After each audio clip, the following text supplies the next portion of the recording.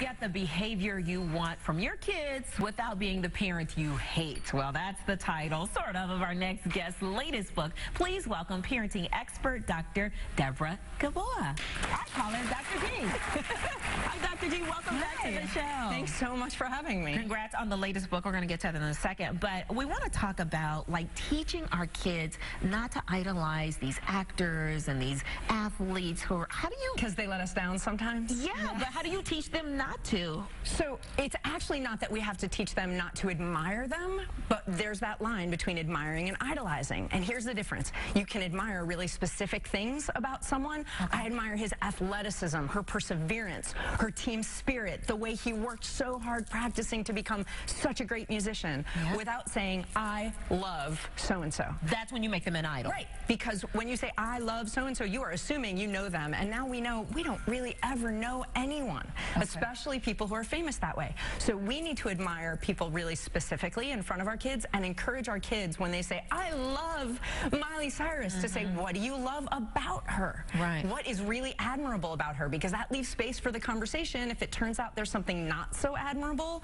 that you can have that conversation too. Okay, well, here's the next conversation. What do you do when that athlete or that celebrity has fallen and becoming now like a fallen hero? What do you tell your kids about that? You have to tell them specifically what you don't admire, just like you tell them what you do admire. Otherwise, you're sending this message, which is, hey, I don't like it when normal people behave like this, but if you're good enough at something, it's okay. You can do whatever you want. And none of us want our kids to believe that. Right. You kind of brought up the Miley Cyrus thing. Like, let's get specific. If you see her on the wrecking ball as the parent and your daughter or son, I want to dress up like her for Halloween. Yeah. How do you handle that conversation? Well, actually, that specific conversation, I say this. Well, you're 10, so let's look at pictures of her when she was 10. You can dress like that. Okay. I don't want to do that. I want the wrecking ball Miley. Okay, so when you're 22 or whatever old she is now, then absolutely, you should go ahead and do that. Then make yourself a note. Mom, you... Right? Yes, I do. I try to act out how kids act that age. Exactly right.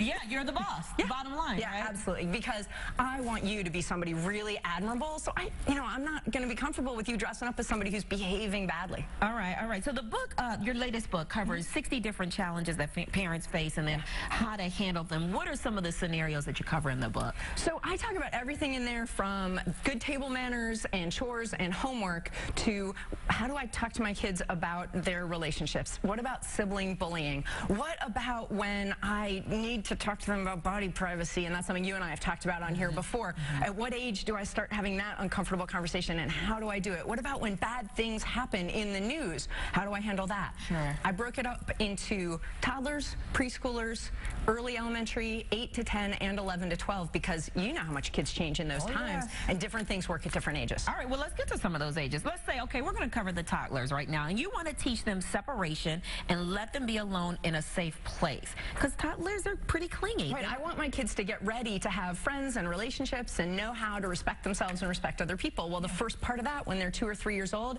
is letting you pee alone. Oh. Is to say, you're okay, even if they don't think they are. You're okay, because and I will be back in 1 minute. Right, have you never had the, like, why is the door locked? Well, no, I mean, I'm in the 5 to 7 category where he still wants me in there. Of course. And you know, it's wonderful that he wants to be where you are. That's a lovely compliment. Kids that age are kind of like, but he wants help.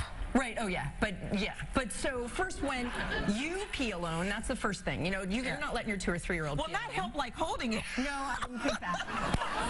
You know what I mean. He wants company. He wants company, and that's cool, but he needs to understand, and little kids can understand that you're going to go in there, you're going to shut the door for a minute, and you're going to be back, and all of that's a great learning experience. Okay, all right, okay, and then let someone you trust watch your child. If you are lucky enough to have a support system, family or friends or people from your place of worship who you really trust with your kids, it is good for you and them to get a little separation, even if it's just an hour a week. And you're saying at the 2 or 3 years old, that's fine? Even at the 3, this in my book I talk about more at the 3 and 4 year old level, but yeah, even at the 1 and 2 year old level, if it's somebody you trust, they're going to be okay. Okay, and it's good for both of you. Preschoolers, our lovely little preschoolers. All right, you say let them play in a room by themselves.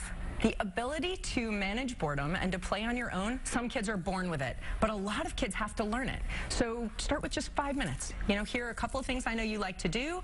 I'm going to go take this phone call, and if you can let me have that whole 5-minute phone call without interrupting me, then we will play whichever game you choose together. But I want you to learn this skill of playing on your own. Right, and then also this is the age where you start to introduce play dates, right? It often is. This is the age where they start to want to hang out with their friends. They start to really fall in love with friends, and it's great for them because you get to watch and listen and guide them. No, we don't hit our friends with the fire truck, and give them a chance to start to create relationships. But isn't the key to that to have the friends to come over your houses versus you sending your child somewhere else so you can kind of monitor? It's both things, although honestly at this age it's a lot of you choose a play date with your friend and you happen to have kids the same age. Right.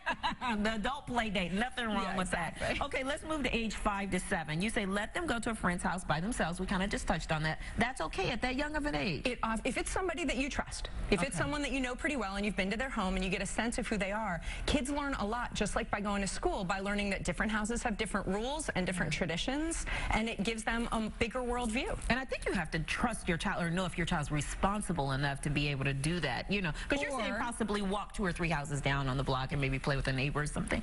Absolutely, but even if you're dropping them off, you either have to know your child's responsible enough to be a human child while they're there and not really difficult, or that parent is strong enough and knows you well enough that they will say, no, that doesn't go in my house. Exactly. Okay, and teach them skills they need to cross the street. I'm not saying let 6-year-olds cross the street alone here in downtown Chicago. I'm saying that when you get to a street corner, instead of saying, okay, now we'll cross, say to your 6-year-old, tell me, when can we cross? You tell me when you think it's okay. So they start to take ownership of their own safety and being aware of the world around them. Hey, I'm not doing so bad already. I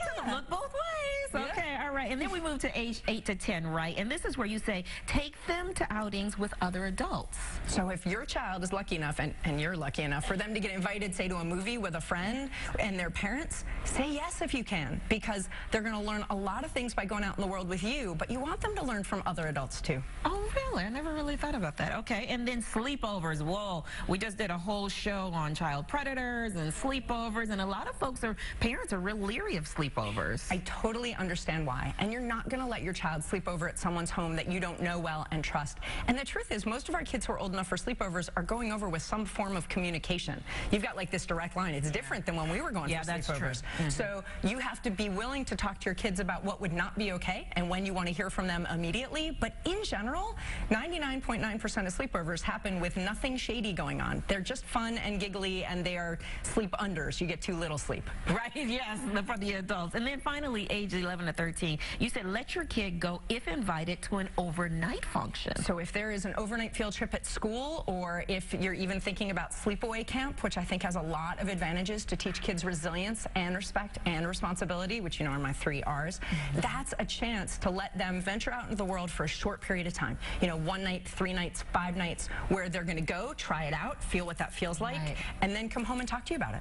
It seems like a lot of this has to do with not being so much of a helicopter parent and cutting the cord and letting your kid grow up. But you're not cutting the cord entirely. I'm asking parents to think about taking just 1 step back so that our kids have a chance to step up. Okay, all right, sounds good. Now, what's this venture you have going on with Second City? This is such a cool thing. The Second City Training Center here in Chicago, which is a part of Second City Theater, they do all kinds of education for people about all kinds of things, not just theater. And they asked me to develop with them 2 different shows. One about parenting and for adults who work with kids, and one for teens and young adults.